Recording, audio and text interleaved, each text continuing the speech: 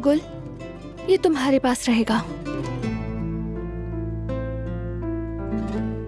सुनो मेरी जान, तुम खाला और चचा को तंग मत करना, ठीक है ना? मेरे शेर भतीजे ने तो कभी भी हमें तंग नहीं किया दिला। वाकई ये तो दुनिया की सबसे प्यारी चीज है।